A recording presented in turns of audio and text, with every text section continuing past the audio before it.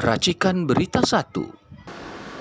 Gibran Rakabuming Raka ini memiliki cacat yang sempurna, sehingga memang tidak layak, tidak pantas untuk dilantik sebagai wakil presiden pada tanggal 20 Oktober yang akan datang.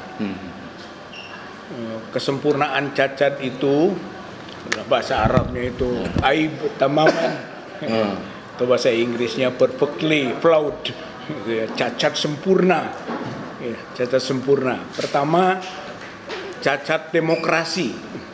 Setelah KPU menerima pendaftaran Gibran dan juga waktu itu paket Prabowo, kemudian DKPP menghukum KPU atas kesalahannya sebelum ada perubahan PKPU sudah menerima, maka itulah kita sebut cacat demokrasi, karena KPU itu institusi dari demokrasi.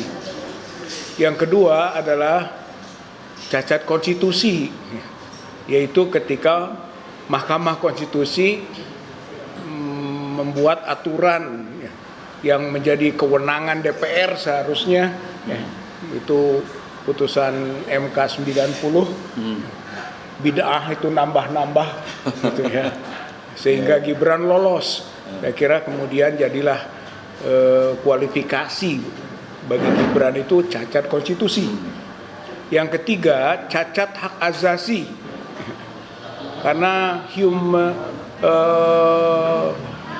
Komisi Tinggi High Commission of Human Rights itu sudah menetapkan bahwa Indonesia termasuk pelanggar HAM, dan pelanggaran HAM-nya itu adalah cawe-cawenya Jokowi dan lolosnya Gibran. Jadi Gibran itu cacat hak asasi manusia. Dan yang keempat, cacat moral dan cacat agama. Nah, inilah kasus Fufu Fafa gitu ya. Jadi dia menyempurnakan gitu. Menyempurnakan cacat demokrasi, cacat konstitusi, cacat hak asasi, dan sekarang cacat moral dan cacat agama. Dari sisi keagamaan, konten Fufu Fafa itu kan kita tahu isinya juga menyerang, menyinggung, menista Nabi Muhammad SAW. Ya, kira ini masalah keagamaan yang serius.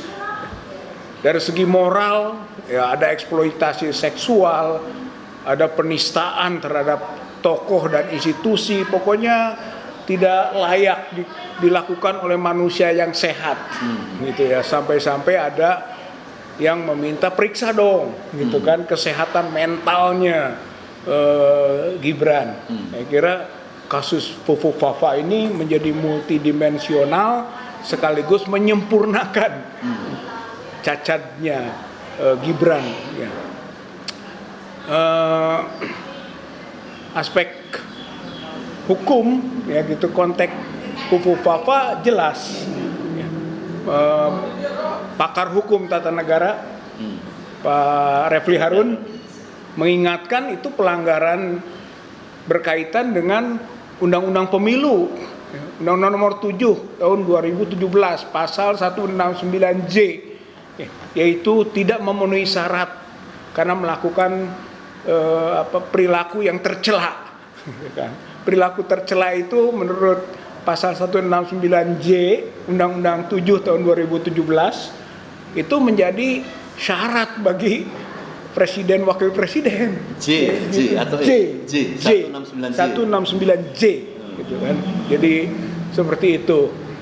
Kemudian dalam penjelasan undang-undang itu pasal tadi yang disebut perbuatan tercela itu adalah kalau melanggar norma agama, norma kesusilaan, dan norma adat, gitu. Jadi bukan norma hukum, itu kan. Dan itu sudah memenuhi apa yang menjadi kontennya Fufu Fafa, itu sudah memenuhi. Nah, itu pelanggaran terhadap norma agama, norma kesusilaan, dan norma adat. Jadi sudah memenuhi pasal 169J dan penjelasannya, gitu. Itu undang-undang. Yang kedua adalah atasnya undang-undang ketetapan MPR nomor 6 tahun 2001 tentang etika kehidupan berbangsa. Di situ juga jelas gitu, bahwa penyelenggara negara itu tidak layak, bahkan harus mundur jika tidak jujur gitu. Kemudian melanggar aspek-aspek moral gitu kan, tidak sportif, merusak martabat diri itu, martabat masyarakat bangsa, itu disebutkan di situ soal etika kehidupan berbangsa. Jadi bisa melakukan pelanggaran atas ketetapan MPR 6 tahun 2001. Bahkan kalau naik lagi ke Undang-Undang Dasar 45 kan 7A itu, impeachment itu kan bisa bagi yang melakukan perbuatan tercela, di samping melanggar hukum, korupsi, kemudian pidana berat, pengkhianatan negara, termasuk perbuatan tercela dan tidak memenuhi syarat, berarti bisa di-impeach gitu ya. Sehingga kembali ke sini, ini ada kewenangan besar bagi MPR sekarang. MPR untuk dua hal. Kalau misalnya sudah dilantik itu di-impeach berdasarkan pasal 7A Undang-Undang 45 itu kan, baik presiden dan atau wakil presiden disebut di situ.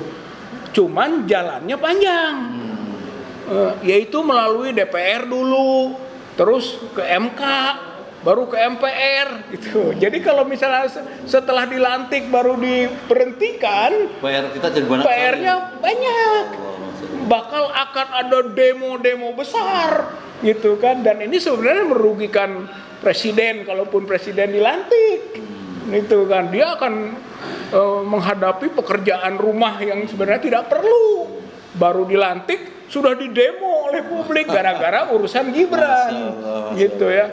Jadi harusnya kewenangan MPR ngambil yang kedua gitu, yaitu tidak melantik gitu, berdasarkan atas 169J tadi gitu kan, Undang-Undang Pemilu, atau berdasarkan ketetapan MPR 6 tahun 2001 tentang etika kehidupan berbangsa.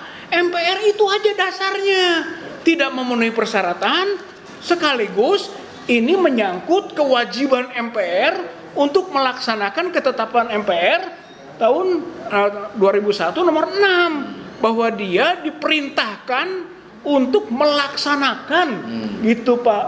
Ketetapan MPR itu pasal 3 Pak. Pasal 3 ketetapan MPR 6 tahun 2001 itu menyatakan semua lembaga tinggi, karena MPR jadi lembaga tinggi itu kan 2001 itu harus menjalankan ketetapan MPR 6 2001, yaitu soal etika kehidupan berbangsa. Jadi MPR ini punya kewenangan penuh untuk tidak melantik gitu. Mau pakai ketetapan MPR, mau pakai undang-undang pemilu gitu. Oleh karena itu kita rakyat, taruhlah bagian dari rakyat gitu kan, menuntut, mendesak MPR untuk tidak melantik Gibran Rakabuming Raka itu kan sebagai wakil presiden. Dia sudah cacat sempurna. Ini adalah musibah bagi bangsa dan negara Indonesia. Oleh karena itu, menurut saya relevan sekali kita mendesak. Kita bagian dari rakyat Indonesia, tidak rela punya wakil presiden yang memiliki kecacatan sempurna seperti itu. Saya kira ini yang bisa saya sampaikan. Assalamualaikum warahmatullahi wabarakatuh. Waalaikumsalam.